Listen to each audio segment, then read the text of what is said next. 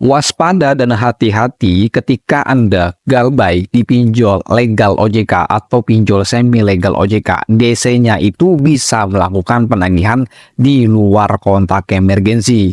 Nah, ini akan gue berikan buktinya, dan gue juga akan berikan informasinya, edukasinya, trik galbainya agar DC-nya tidak keluar kondar ketika teman-teman memiliki sebuah aplikasi pinjol legal OJK. Nah, nanti di menit ke 2 menit gue akan berikan edukasinya, informasinya, alur ceritanya, penjelasannya itu bagaimana. Kenapa? Agar teman-teman tidak gagal paham dan tidak salah paham. Tentunya Anda setelah nonton video ini, Anda sudah tahu apa yang Anda harus lakukan agar DC pinjolnya tidak bisa menagih di luar kontak emergensi. Oke, kita akan masuk saja ke dalam pembahasannya.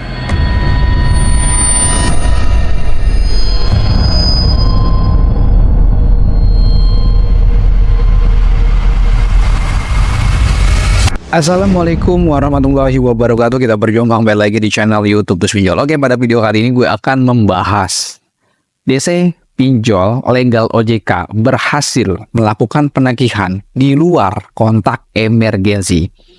Kontak emergensi itu adalah kontak darurat. Nah, jadi kontak-kontak itu nanti akan dihubungi.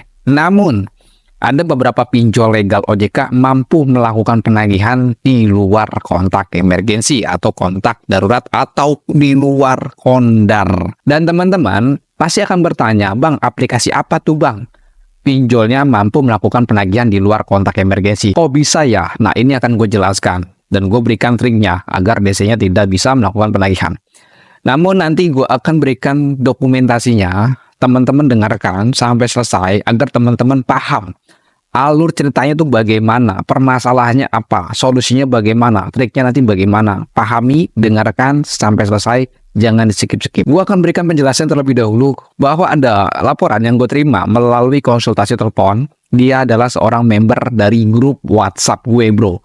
Dia itu memiliki sebuah aplikasi pinjaman online legal OJK. Sudah galbay 1 minggu, namun DC-nya tiba-tiba melakukan penagihan di luar kontak emergensi. Yang pertama, di luar kontak emergensinya yaitu nomor ibunya, istrinya, dan saudaranya. 3 ini dihubungi. Kok bisa ya? Nah, tapi teman-teman, gue akan memberikan video dokumentasinya karena nanti di dalam video dokumentasinya itu teman-teman bisa mendengarkan ya informasinya dari orang yang bersangkutan. Lu bisa dengarkan suaranya. Ini gue sudah buatkan rekam layarnya dan gue akan tampilkan. 1, 2, 3 akan gue tampilkan. Baru apa ya? Seminggu yang lalu lah galbainya gitu. Nah, dia udah ada keluar kondar gitu. Itu solusinya gimana ya, Bang? Nah, kemarin Abang udah ikut Tiban Data. Tiban Data di aplikasi yang, apa? Ya, yang di sini, Bang, yang di apa namanya, rupiah kilat. Oh, yang rupiah kilat. Itu aman? Belum nggak keluar kondar? Aman. Oh. Nggak ada. Oke, terus yang keluar kondarnya? Yang keluar kondarnya yang ini, yang apa namanya, KTA kilat. KTA kilat yang keluar kondar.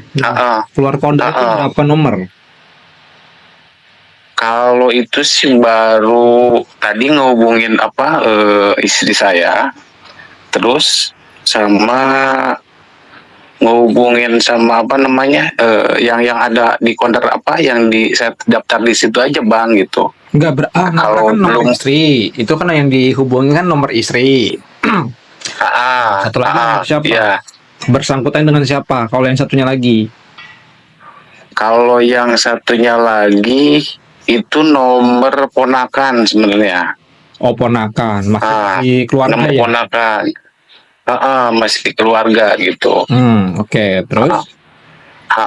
Nah, yang satunya lagi kan satu, jadi ada nomor kantor tuh. Nah, kalau untuk nomor kantor saya masukin nomor HP saya yang satunya lagi, Bang. Oh, nomor fake gitu. Nomor kantor. Oke, terus?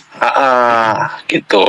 Nah, untuk kontak yang lainnya sih saya cuma masukin itu aja gitu loh. Kira-kira maksudnya gini, nah si KTA ini takutnya dia ngambil kontak gak gitu loh ke kontak yang pribadi yang lainnya gitu, Bang. Iya. Nah, Kalau berarti hanya 2 nomor aja ya yang dihubungi di luar Kondar ya? Dia sih apa bukan dia? Iya laporan sebentar sih gitu tadi sama apa sama istri. Cuman dia ganti-ganti nomor bang gitu, yang si apa yang si nelponnya ini gitu kan. Berarti spam di seluler aja, nggak di WA. Nggak di WA dia nelpon aja.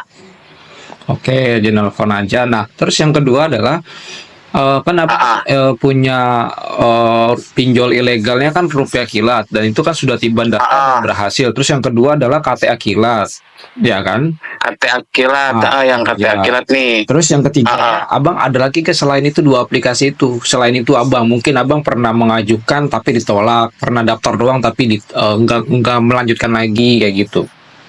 Pernah nggak? Ada bang gitu, ada di beberapa aplikasi ada gitu. Cuman saya kan masuk yang berhasil itu kalau misalkan yang rawatan nih, yang rawatan ada yang kayak Shopee, apa namanya Aku Laku itu ada, terus Kredivo ada, sama IC Cash, terus Pinjam.Win itu ada.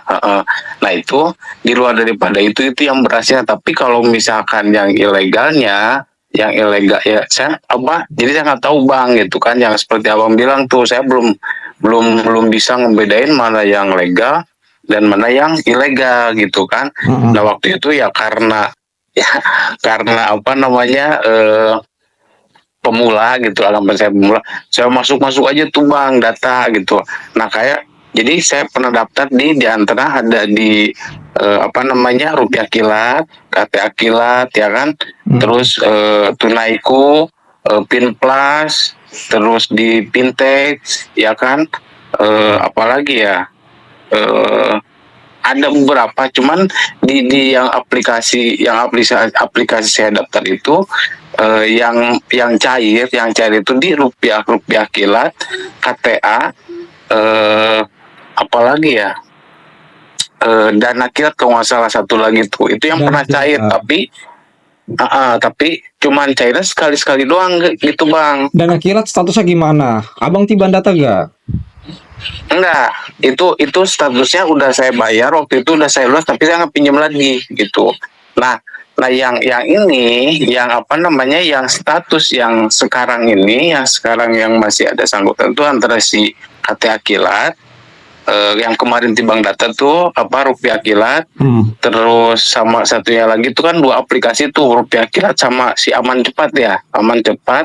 Nah sama Pinjam.Win udah itu. Iya, jadi kalau pinjol ilegal, mereka kan ngeling ke semua pinjol ilegal gitu.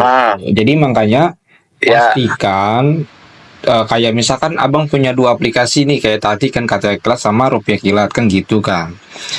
Nah, inget-inget lagi dulu saya pernah gak mengajukan pinjol di ilegal tapi ditolak. Itu satu. Yang kedua adalah saya dulu pernah gak sih install pinjol tapi sudah dilunaskan pinjol ilegal.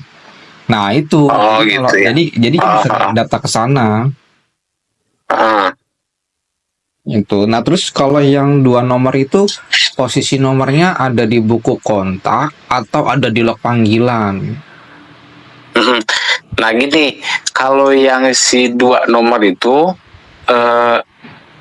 ada di buku kontak. Nah yang saya daftarin tuh kalanya emang nggak tahu sih gitu kan. Jadi yang nomor istri ada di nomor kontak. Nah nomor yang si ponakan ada di nomor apa, ada di kontak juga, sama yang nomor apa nomor kantor itu nomor saya juga pribadi gitu yang di nomor kontak gitu bang. Ponakan atau istri pernah melakukan SMS ke abang? Ponakan atau istri pernah SMS gak ke abang? SMS? Iya, pernah ke SMS? Enggak. Enggak, belum pernah. Telepon seluler? Belum pernah. Telepon seluler? Kalau untuk telepon pribadi, telepon seluler enggak, tapi kalau WhatsApp ya, karena kita terus pakai WhatsApp. Berarti hanya menggunakan WhatsApp saja. Nah, terus WhatsApp aja. Di 2 nomor itu ada interaksi di aplikasi gak? Misalkan dulu abang lupa nih, kayak misalkan di pinjol A, terus nomor istri dijadikan kondar, atau nomor ponakan dijadikan kondar, dan lain sebagainya kayak gitu. Abang pernah inget-inget nggak itu? Nah kalau yang istri saya pakai bang, tapi kalau untuk ponakan itu baru.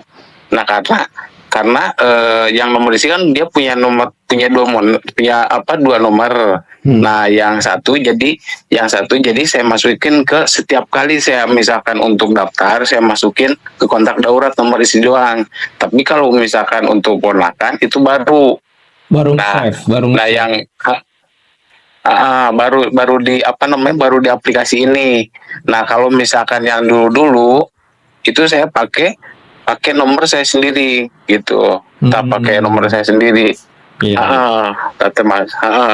Termasuk yang nomor kantor kan kebetulan gini bang. Jadi saya masukin itu alamat kantor yang jelas, tapi nomornya saya masukin pakai nomor sendiri.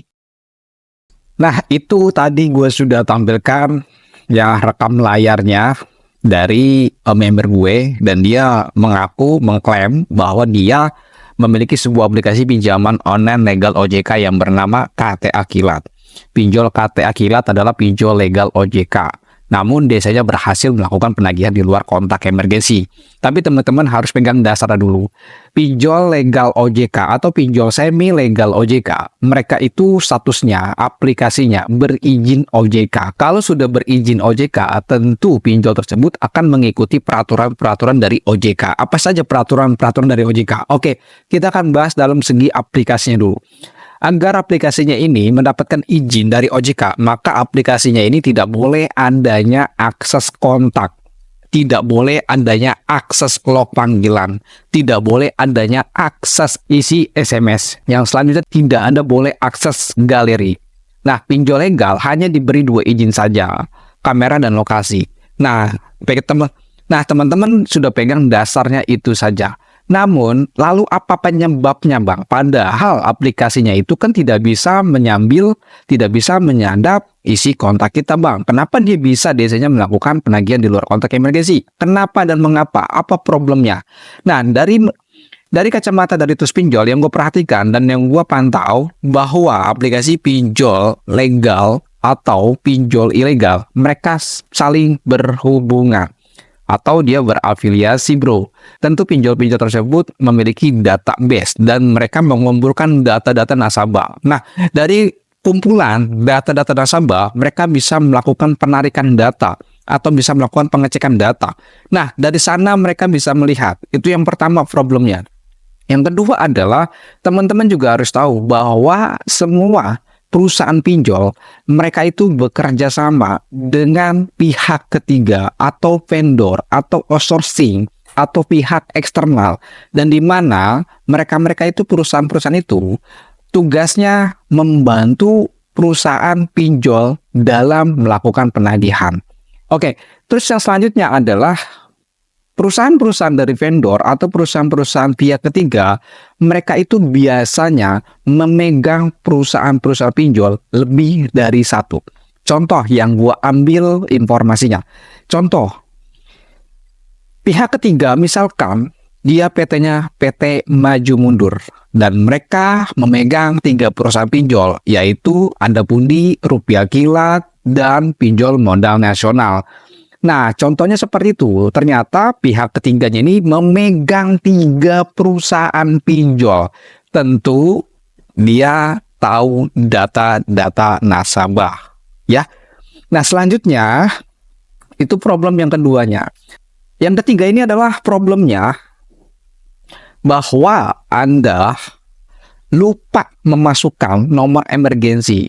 Ya, sebelumnya Anda memasukkan kontak emergensinya istri, ibu, dan lain sebagainya. Namun di saat Anda jatuh tempo atau gagal bayar, tiba-tiba desanya melakukan penagihan ya di kontak istri, kontak ibu, ataupun kontak saudara. Tapi Anda mengklaim bahwa kontak-kontak itu tidak dimasukkan ke dalam kontak emergensi. Artinya Anda lupa. Dan selanjutnya, problem berikutnya adalah mungkin Anda memiliki sebuah aplikasi pinjol ilegal, entah Galbay entah tidak galbay atau baru pengajuan saja. Nah, ini problemnya. Anda sudah memiliki aplikasi pinjol ilegal. Namun, kalau Anda tidak memiliki problem-problem dari 3 poin itu, maka Anda selamat dari keluar kontak emergensi. Makanya gue sering bilang kepada member-member gue, kepada pengikut gue, lu punya pinjol legal atau ilegal, galbaikan saja. Lu nggak galbay, lu rugi. Makanya gue sering memberikan motivasi kepada pengikut gue. Galbailah dengan cara untung daripada Anda galbay dengan cara buntung. Anda pikirkan itu. Anda segera dari sekarang galbaikan pinjol Anda. Jangan pernah dirawat dan jangan pernah dipelihara dan jangan menjadi budak pinjol. Cukup hari ini saja. Mungkin Anda setelah menonton video ini, teman-teman langsung bergegas untuk galbay dan berani untuk galbay dan makin kuat lagi mentalnya untuk teror dari pinjaman online. Lawan pinjol, jangan takut. Anda takut, Anda makin belangsak. Mungkin segitu aja informasinya. Assalamualaikum warahmatullahi wabarakatuh. Salam galbay.